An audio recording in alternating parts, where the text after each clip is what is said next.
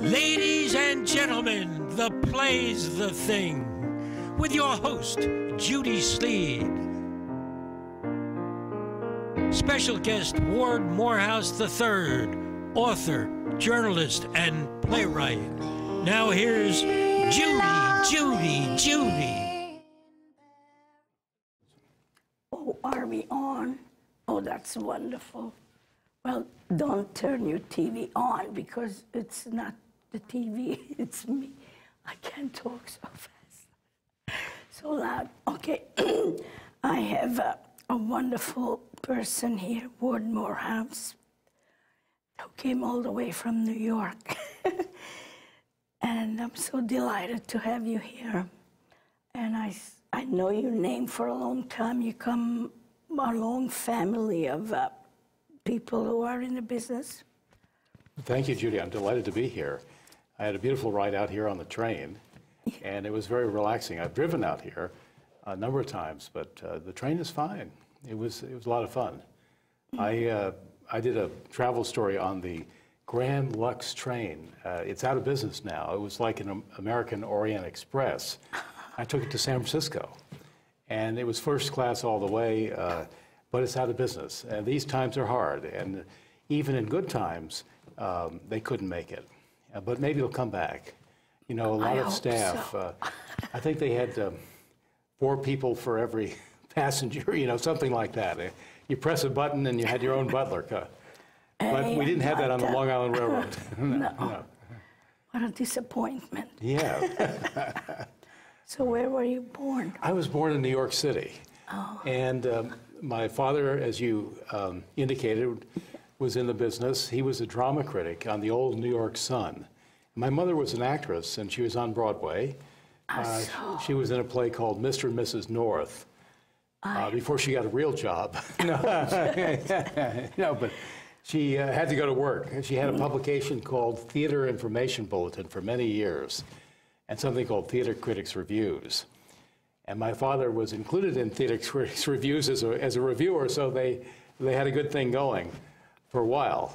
And but I grew up in show business. I figured at one time there were 18 members of my family, maybe I'm exaggerating by 1 or 2, that were somehow related to show business. You couldn't escape it. I couldn't escape it. I tried to be an actor, but that was very short-lived. I was a spear carrier in a couple Shakespearean productions. Oh. And years later, when I did a book on the Plaza Hotel, I met a fellow who was one of the stars of Julius Caesar. And he had a beautiful voice. I mean, just like clear as a bell, as beautiful as Christopher Plummer or anybody. And he was working in the gift shop of the Plaza Hotel. And I said, "What happened to you?" I said, I worshipped what he did because he did it so beautifully. And I was, you know, an extra, carried a spear, you know. And he said, "Well, I got tired of the business. I got tired of trying out. I got tired of the road. I got tired of not having a steady paycheck." And so, but he struggled along, and then he got a job working as manager of the gift shop of the Plaza Hotel. And it was interesting to see him after so many years, you know, renewing acquaintances. And he seemed to be at peace with himself. He had given up that part of show business and served the public as a manager of a bookstore, but was no longer an actor. Well, I think a lot of people who see the actors on stage and screen, they want to be there, but they don't realize what a hard work it is. It's hard work. It's commitment. Yes. You know, for a writer, I think it's blood, sweat, and tears. I mean, Ben Hecht, I think, said it best. Ben Hecht wrote The Front Page with Charles MacArthur, famous play that was made into His Girl Friday with Cary Grant and Rosalind Russell. Anyway, Ben Hecht said once in some writing that he did that writing was new every time.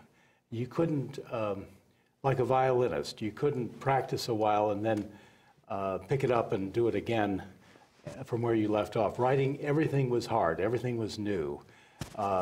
Even an actor, I think, develops certain skills. They can use those skills for another part, but a writer has to start fresh. And I like the challenge of that. And so since I was on I was on the New York Post and many papers in New York, and I was talking to one of your colleagues, Lee, and he was saying that when he was on NBC or CBS, no, ABC, I guess it was, a new man came in, a new boss, and he was out.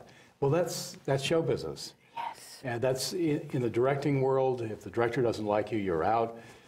If the editor changes on a newspaper, you're out. But the best thing that ever happened to me, Judy, was the fact that I was fired from the Post when a new editor came in because I was able to concentrate on writing books. And so I did about 6 books since I left the Post. Wow. But I did one on the Plaza Hotel and one on the Hudson Theater. And this is one of them here on the Hudson Theater. And I did one on the Waldorf Astoria. I wonder if you could get a shot on this. Yeah. Can you do a close-up? And I almost was born in the Waldorf. My parents lived at the Waldorf, and I guess not. yeah, and so. Oh, there it is, the Waldorf Astoria by Ward Morehouse. Yes, yeah. It's a hardcover.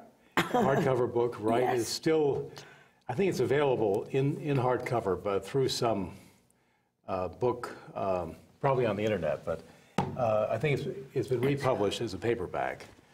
And so the Plaza book is still doing well. I'm doing a sequel to the Plaza book, mostly about the renovation. You know, it closed down for a few years, and now it's reopened, and they've done a beautiful job. I oppose the change in the Plaza because it's like 2/3 condos. And I spoke out at a community board hearing along with Woody Allen and many famous people, but it didn't do any good. They went ahead with the renovation, made 2/3 of it condos and 1/3 hotel rooms. But you know, the good news, Judy, is that it's preserved. And it's a beautiful building. They did a nice job. And you can actually rent a condo if you want. You can rent 7 rooms if you've got the money. I don't know anybody that has the money these days. But Oh, a lot of people have money. I mean, they it's do? amazing. Yeah. There are a lot of rich people. I mean, Yes. it's amazing. It is economy. amazing. It is. So But, what is it about? Well, it's a history of the Waldorf Astoria. I did one on the Plaza Hotel. The interesting thing about there is value for money when you stay at a hotel, a fine hotel. Yes, it may cost you $400 or $500 a night, but I think it's worth every bit. I recently was in London, and the manager of the Lanesborough Hotel was telling me that he provides complimentary internet, complimentary television, complimentary suit pressing when you first check in. In fact, I had a butler that said to me, "Oh, you don't want your shirt pressed. You want you to have the whole suit pressed because it's complimentary anything you're wearing." So he actually, but that's the first time you check in. So there is value for money even in expensive hotels. And I think the very fact of, as you yourself have done in New York, walking into a grand hotel makes you feel a little bit better of yourself. It's like traveling to a foreign country. You learn about yourself, you learn about a new way of living, and it's well worth it. And these days, especially in the recession, I think there are a lot of bargains. You know, you can take a cruise for unheard of prices, like $99 a day. You can't stay home for that. And yeah, well, you can, but And this one. that's on the Hudson Theater. Where is that? Discovering the Hudson Theater. It's actually in the Millennium Hotel, Millennium Broadway Hotel. And the Hudson Theater. In New York? In New York. It's on 44th Street. It's the oldest theater north of 42nd Street. It opened in 1903. And it was a favorite of George M. Cohan, who wrote Yankee Doodle Dandy and Born on the 4th of July. Well, that's not a song, but that's part of a lyric in I'm a Yankee Doodle Dandy. And my father did a great book on George M. Cohan. They were good friends for many, many years. And the book was called Prince of the American Theater. And Cohan was a radical in his day. You know, in 1905, a good friend of mine, Chip DeFaa, who was a music and jazz critic for the New York Post for many years, and I hope you'll have him as a guest, wrote a beautiful show about George M. Cohan, his life. He has a one-person show and a show with a number of characters, including several of George's wives, or I guess his 2 wives, and other people. And his famous line was, "My mother thanks you, my father thanks you, my sister thanks you, and I thank you." Who was that? That was George M. Cohan who said Yeah, that. that's right. That's where I heard it. Yes. And you know, he was a rock star of his day. You know, like Bruce Springsteen, we think of these rock stars, we think of Frank Sinatra. But Cohan was as big as they were in his day and made a ton of money. He was a multimillionaire by the time he was like 25 or 30. And, you know, there was a lot of money to be made in the theater.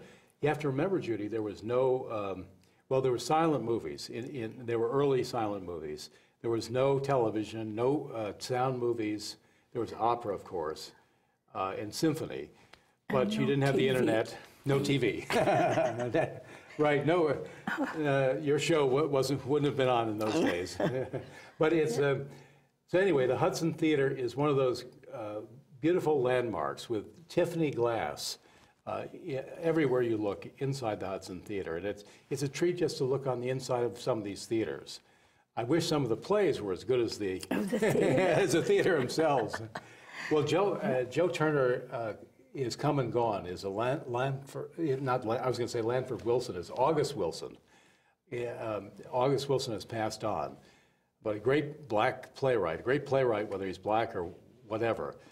And it's now at the Belasco Theater, which is down the street from the Hudson. It's just to the east of the Hudson Theater, built by Belasco, the famous producer.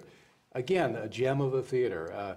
I'm sure you've been in it a number of times. Tiffany glass and gorgeous. But that theater happens to have a play that's equal to the beauty of the theater. And Joe Turner is come and gone, is up for a Tony Award for, I guess, Best Revival, because it had been on Broadway before. But it's just, you know, it tells the story of a black family in poetry, and so it's mythic, and it's beautiful, and it's lyrical, and it's moving. So. And what's the name of it again? Joe Turner's Come and Gone. Oh, that's the name of the That's the name of the play, yes, by August Wilson at the Belasco Theater, which I mentioned in conjunction with the Hudson Theater, because they're right next to each other on 44th Street. And they're both of a vintage that goes way, way back. And it is. Yeah, it and is so great. it's nice that we have these things preserved. You know, everybody may not like what's happened to the Plaza Hotel being condos, you know, but in part of it, but it's still a beautiful building, and it's. Well, the name itself is great. It is. Yeah. You know, somebody years ago, I know you've done a lot of traveling, but from Hong Kong, they sent a letter to the Plaza Hotel.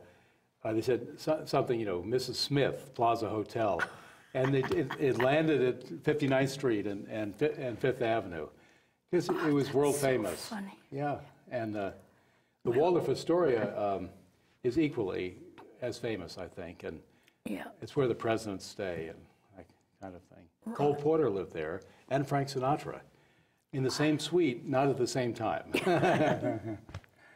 But it's so funny you should mention this, that the mail got there, because I'm just writing a story about a play, my life story, and this lady who lived over there, somebody wrote her a letter, and it says, to Aunt Mimi, Daily Babutza, Budapest. And no, she didn't say daily, it said a Russian staying in the gate. Oh, Mimi, the Russian stay. Wow. Are you from Hungary originally? Yes. Oh, wow. You can tell me this. Why are Hungarian girls so beautiful? I mean, I think that there's some... I like the Gabors. You like the Gabors, yes. And why? There must be something in the water. There must be something in the water, yes. No, but I think that I've known a few of them. I think they say that about Russian women and Russian people in general, but I think Hungary is in a class by itself. I had a nanny, actually, from Hungary. She used to say she was from hunger. Yes. So she didn't speak English too well. But She used to take me to the Plaza Hotel by the hand, and we used to call up to my father, who was living there with my stepmother, and he used to say, "Come on up," you know, and we used to play around the halls. And he had a bear at the Plaza Hotel. Oh, bear. Yeah, I felt a little in competition with the bear.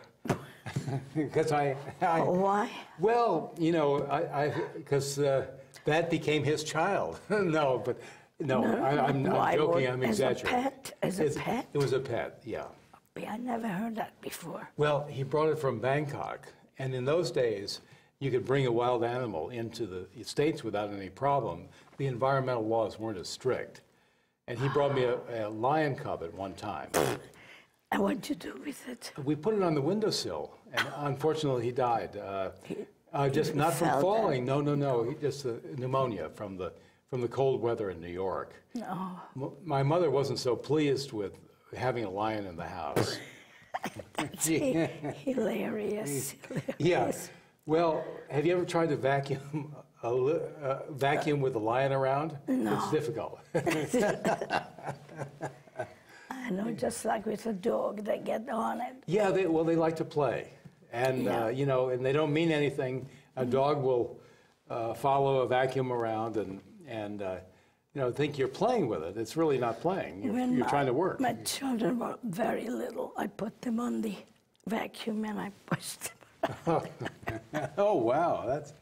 So Marilyn tells me that you had some very interesting stepmoms.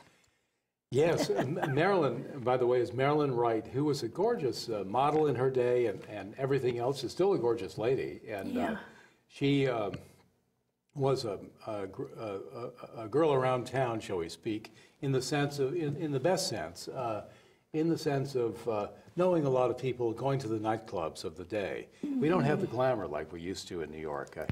But yes, my one stepmother was Jean Dalrymple, who ran the city center, the New York City Center, and they did a lot of revivals of the old Broadway musicals. Now they have something called Encores, which is an offshoot of what they used to do. They used to revive like South Pacific and Brigadoon and that kind of thing. Anyway, my father and Jean Dalrymple were married, and then something happened to the marriage, and she met Jose Iturbi, who was a famous pianist. Yes. And, you know, my father said that after they split that she took his money and ran away with a piano player. Oh. But actually, he was more than a piano player. He was a concert pianist. Yes, yes. But they lived on the top floor for a little while of the Essex House when it was very glamorous. Now it's a Jamara Hotel, and it's still beautifully done, and they've renovated it beautifully. But in the old days, they had the top floor, and he wrote a movie called Big City Blues, and Humphrey Bogart, I believe, was in that movie as an early leading man. Humphrey Bogart went on to become a gangster in movies, and then a leading man in Casablanca. Mm-hmm. But in the early movies, if you look at some of the early movies that Bogart did, he was sort of like just a nice-looking fellow, and who tried to get the girl and never got him, never got her.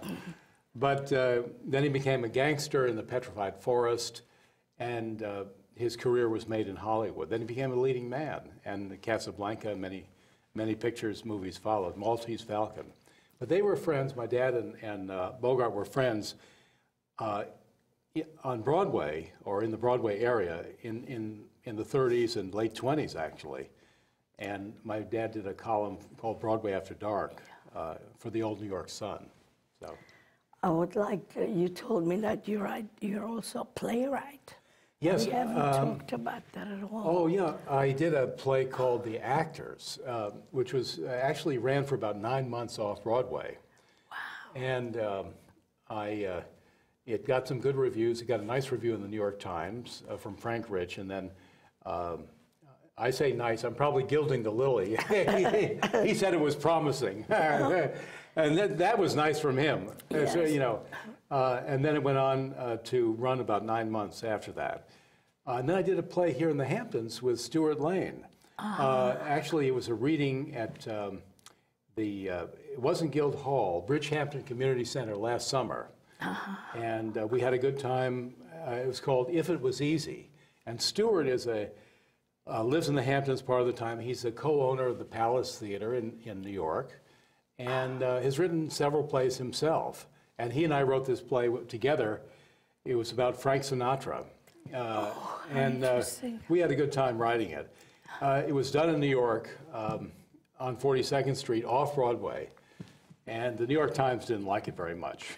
They are fancy. Yeah, they yes. like Shakespeare. Yeah, Shakespeare, yeah.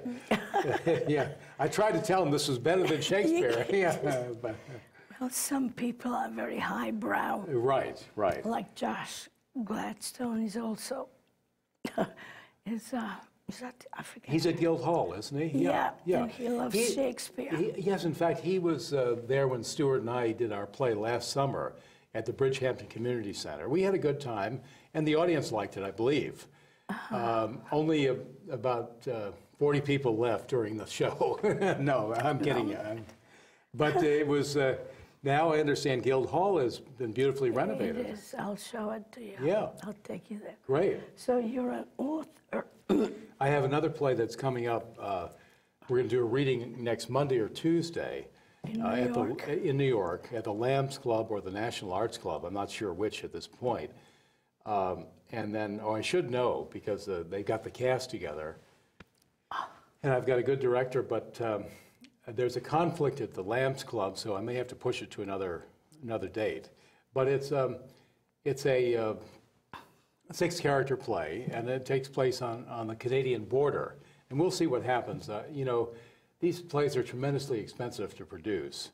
I mean, to do on Broadway, shall we say. If it goes off Broadway, that might be good.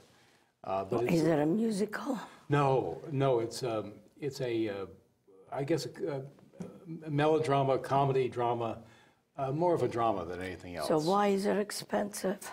Well, because you have 6 characters, and on Broadway, when they did a Truman Capote play called True with Robert Morse must be 15 years ago at this time, it was $1 million to produce the one-person show on Broadway. So you figure 6 characters, you multiply that times $1 million times 6. It's just very expensive with the advertising, the theater costs, the union. I'm hoping the prices will come down a bit. Maybe the recession has a silver lining in the sense that people will wake up and, not have this kind of stranglehold on the theater. And so you mentioned prices, so that prices are more reasonable for the average person. And I think there are bargains available. You can go to theatermania.com. You can go to many other things. I do a website called BroadwayAfterDark.com. And we don't sell theater tickets, but it has we have theater reviewers on it. Pat O'Hare from the Daily News is one of the reviewers. And we've got a great a lineup of people who are good writers. And we have we're going to have some restaurant reviews on there and other things. And so that's another thing that keeps me busy. In my opinion, the best way to do it is do it in a small place where it's not expensive, and invite all the critics and let them air it out, so some people will want to do it. That's a good idea. That's a good idea. And I'm convinced you're absolutely right, Judy. I think that if it doesn't matter where it is, if it's a good product, yes, you'll get 1 or 2 critics there and they'll say it's good, and then maybe it'll go further. I'm convinced you could do it anywhere. And one play I did was in an obscure theater off Broadway, and actually Frank Rich came to see it. Mm-hmm. So that's unusual. I also think that papers like the New York Times and others should have an off Broadway reviewer on staff, covering just that aspect of the theater. Put it in a suggestion box. I should. I should. Well, these times papers are looking to cut staff, so I don't know if they want to add staff, but they could assign one person to just cover off Broadway, because many of the shows today in New York are great off Broadway, You know, so Yeah, sure. whereas some of the Broadway shows leave something to be desired. So Well, I have seen several original plays here, and they were really good. here In the Hamptons. In the Hamptons, yes, I imagine. Have they gone on to anything? I mean, not anything, but have they I gone know. to New York? I Or? don't know. Yeah. I don't know. They may have. Yeah. I know from Bay Street it went to Broadway or off Broadway. Yes. Well, they do a But- beautiful job there, don't they, at Bay Street? Well, yes, but I'm for Guildhall. Oh, I yes. like it. Well, they do So- more original shows, I think, at Guildhall, whereas Bay Yes. Street seems to do more revivals. I don't come Yeah. out here that often, but what I've seen there, Yeah, but now from now on you will come more often. I will. I will. Yes, thank you so much. Yes. And it's delightful to be on your show. And they also have play readings, like you had one at Guildhall Yes, from off season, not the season. right. And a lot of, authors try out their work over there. Did they get a good crowd? Very. Yeah. A lot, and there's a feedback afterwards. They ask questions. Right. So the author could go by that and take suggestions or take this part out and whatever. It's a very good thing That's great. at Guildhall. That's great. It really produces original work, which is so needed today. Yes. And, revivals, tried and true, are wonderful, but But we need some new stuff that's too. right. That's right. And then the younger writers of any age, writers of any age, need support who are doing new works. That's right. Right. That's great.